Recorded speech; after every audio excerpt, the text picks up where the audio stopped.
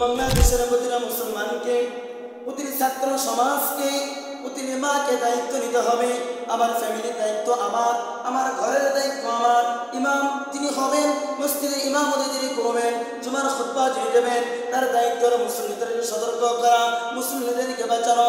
এলাকার যিনি নেতা হবেন, তার দায়িত্ব হলো আমার এলাকার মানুষদেরকে বাঁচানো, আমার এলাকার কমিটিদেরকে বাঁচানো, সদস্যদেরকে বাঁচানো। যিনি মা বাবা হবেন, সন্তানদেরকে দায়িত্ব নিতে হবে। তাহলে দেশ সুন্দর হবে, জাতি সুন্দর হয়ে যাবে। তাছাড়া সম্ভব। মুসলমান ভাইরা আমার, সাহাবায়ে কেরাম কেমন দায়িত্ব পালন করেছেন, সাহাবায়ে কেরাম কেমন দায়িত্ব পালন করেছেন, আর আমরা কিভাবে দায়িত্ব পালন করতেছি, ইসলাম কিভাবে তারা আমাদের পর্যন্ত পৌঁছায় দিয়েছেন, কিভাবে তারা সংস্কার করেছেন। আজকে মুসলমান দাবি করি, বাবা মা জন্মসূত্রে মুসলমান, এটাই দাবি করি না রে মুসলমান। মুসলমানের কাজ হবে জিহাদ করা, মুসলমানের কাজ হবে হক কথা বলা, মুসলমানের কাজ হবে বেঈমানের সামনে সঠিক কথা বলা। আজকে দেখে আমরা মুসলমান দাবি করি, বেঈমানের সামনে কথা বলা তো দূরের কথা, চুপচাপ নিমুখামের মতন দাঁড়ায় থাকি। মুসলিম ইমামকে বড় দাদায় কথা বলা হয়, গালি দেওয়া হয়, হাত উঠানো হয়, এরপরও আমরা মুসলিম চুপচাপ। কেন কেন এই কাজটা কেন? আপনি মুসলমান, আজকে আমার ওই সেদিন ভাইকে হত্যা করেছে, মুসলিমরা একজোট বেঁধে তাকে হত্যা করেছে, উলামায়ে কেরাম কথা বলেছে। আমি আপনি যদি কথা না বলি, যদি চুপচাপ থাকি, আমার মতন মুনাফিক এই দুনিয়ায় কেউ নাই। আমি তো মুসলমান, মুনাফিক হব কেন? আমি এই জুমার মেম্বার থেকে সরকারকে আহ্বান করতে চাই, স্যার আপনি যেভাবে দেশ চালাচ্ছেন এগিয়ে যান, সহযোগিতা প্রয়োজন হলে উলামায়ে কেরামের সাথে পরামর্শ করুন, দেখবেন দেশের মানুষ আপনাকে আরো সুন্দরভাবে চলার সহযোগিতা করবে। আর আপনি যদি উলামায়ে কেরামকে বাইপাস করে চলাফেরা করেন, নিজের মন মতো জিন্দেগি চালান, তাহলে দেখবেন যেভাবে স্বৈরাচারকে এদেশের উলামায়ে কেরাম, আলেম সমাজ, যুবক সমাজ, যুবক ভাইয়েরা, ছাত্র সমাজ যেভাবে নামাইছে, আপনাকেও নামাইতে 1 মিনিট সময় বাংলার যুবকের লাগবে না। 1 মিনিট টাইম দিলাম, লাগবে না। এদেশে উলামায়ে কেরাম এখনো দায়িত্ব পালন করতেছেন। সরকার বিরোধী আন্দোলনে সর্বপ্রথম কে গিয়েছিল? চরমনার আল্লামা মুফতি ফাইজুল করিম হাফিজাহুল্লাহ। ব্যারিকেড ভেঙে তিনি সর্বপ্রথম চলে গিয়েছিলেন। আল্লামা মামুনুল হক হাফিজাহুল্লাহ কোথায়? আপনাদের নেতাকে তারা কোথায়? যে মমতাজ সংসদের মতন পবিত্র জায়গাকে গান বাজনা নর্তকী দ্বারা তিনি উদ্বোধন করত, আজকে বুবু কাট খাইছে। বুবু কাট খাইছে, শুনছেন নি আপনারা? কথা বলেন না কেন? বুবু কাট খাইছে। কি ব্যাপার?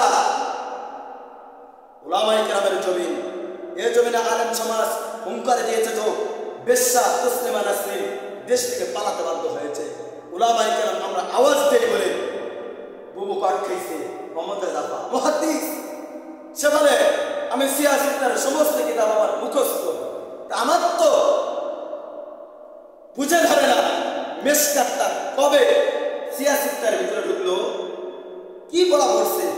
সারা জীবন নর্তকী করছে, ব্যভিচার করছে, গান বাজনা করছে, সংসদের মতো পবিত্র জায়গা তিনি নষ্ট করেছে।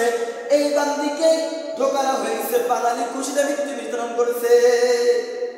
এটাই বাংলাদেশের মানুষ। কোথায় পালাইছেন আপনারা?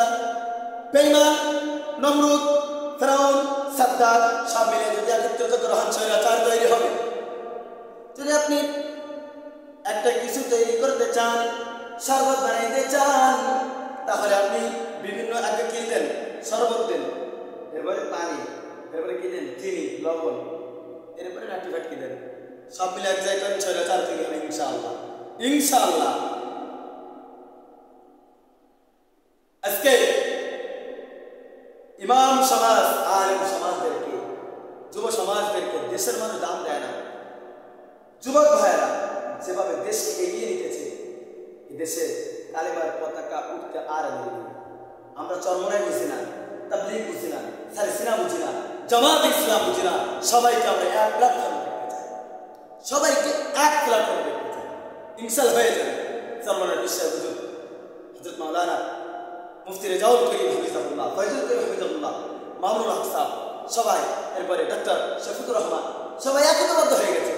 ইসলাম এদেশে কায়েম হবে ইনশাআল্লাহ, ইনশাআল্লাহ। শুধু আমাদেরকে অপেক্ষার প্রহার বলতে হবে, অপেক্ষার প্রহার। আল্লাহ রাব্বুল আলামিন বলেন, তোমার ভিতরে যদি ঈমান থাকে তাহলে তুমি বিজয়ী হইবা, তুমি বিজয়ী হইবা। এজন্য ঈমান এবং ইসলাম শরীয়তকে হাতে নিয়ে এগিয়ে যেতে হবে, তাহলে এই দেশ সুন্দর হবে, মানুষ সুন্দর হবে, দেশ সুন্দর হবে। মকবুল তো হ্যায় সাজ হ্যায়, কাবিল তো বহুত হ্যায়, মকবুল তো হ্যায় সাজ হ্যায়, কাবিল তো বহুত হ্যায়, আয়না কে মরেন্দে তো নেহি, দিল তো বহুত হ্যায়। আজকে সন্তান মানুষদেরকে কতটা বিপদে ফেলে। কুড়িগ্রামের জমিনে আপন মা, আপন বাবা, আপন চাচি, আপন কন্যাকে গভীর রজনীতে ঘুম থেকে জাগাইয়া নিয়ে যায় গভীর জঙ্গলের ভিতরে, পাট বাগানের ভিতরে, ভুট্টা বাগানের মধ্যে। কলিজার টুকরা মেয়ে বলে, না ও বাবা এত রাত্রে কই নিয়ে যাও? বলে, মা একটা কাজ আছে, চল, কোনো সমস্যা নাই। সন্তান মা বাবার প্রতি ভরসা রাখিয়া চলাচল করে দেয়।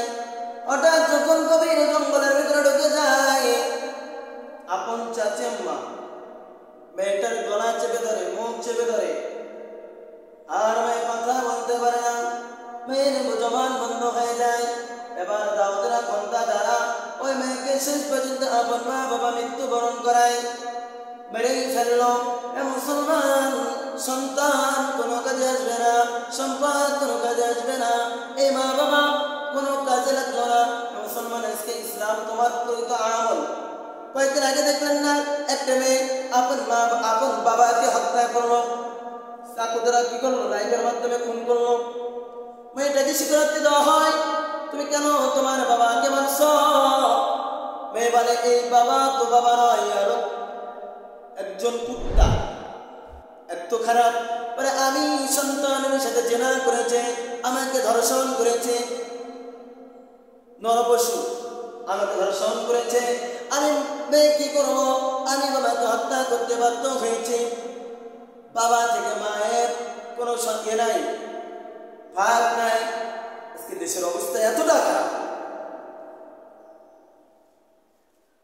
মুসলমান ভাইরা আমার, এই জন্য ইসলামের ছায়া করে আসেন। এই জন্য দেশে দ্রুত ইসলাম কায়েম করা দরকার, ইসলামী রাষ্ট্রের জন্য দোয়া করা দরকার। শুধু দোয়া করলে হবে না। আল্লাহর হাবিব সাল্লাল্লাহু আলাইহি ওয়াসাল্লাম দিনের বেলা যুদ্ধ করেছেন, রাতের বেলা আল্লাহুম্মা আইজাল ইসলাম বি আহাদ আমরাইন, আয় আল্লাহ তুই ওমরের কবরকে ইসলামের ছায়া করে এনে দাও। দিনের বেলা যুদ্ধ করেছেন, রাতের বেলা রবের দরবারে দোয়া করেছেন, আল্লাহুম্মা আইজাল ইসলাম বি আহাদ আমরাইন, হে রব মক্কার জমিনে তুই ওমরকে ইসলামের ছায়া করে এনে দাও, যাতে করে ইসলামের ভিতরে একজন প্রভাবশালী ওমর থাকে। আল্লাহ খাত্তাবের পুত্র ওমরকে কবুল করেছেন, আবু জাহেলকে করেন নাই। নবীজি জিহাদ করেছেন, দোয়া করেছেন। আমাদেরকে দোয়া করা লাগবে। মাঠে ময়দানে উলামায়ে কেরাম ডাক দিলে যাওয়া লাগবে। ছাত্র সমাজ, যুব সমাজ, আমার শিক্ষার্থী ভাইরা ডাক দিলে যাওয়া লাগবে। বসে থাকা যাবে না, মুনাফিকি করা যাবে না। এই জন্য যদি আমরা করতে পারি, চরমনাই বলেন, হেফাজত বলেন, তাবলীগ চরমনাই বলেন, সবগুলো একতাবদ্ধ হয়ে যাচ্ছে, সবাই ইসলামের পথে চলে আসতেছে।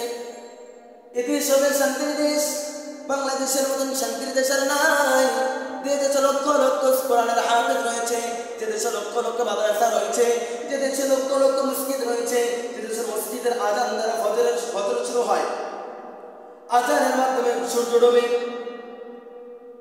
এমন একটা দেশে আমরা বাস করি। মুসলমান, চিন্তার কারণ নাই। 1 নম্বর দোয়া করবেন, 2 নম্বর জিহাদের ময়দানে ঝাঁপিয়ে পড়বেন, তাহলে দেখবেন এদেশে ইসলাম কায়ামতের সেকেন্ডের ব্যাপার, সময় লাগবে।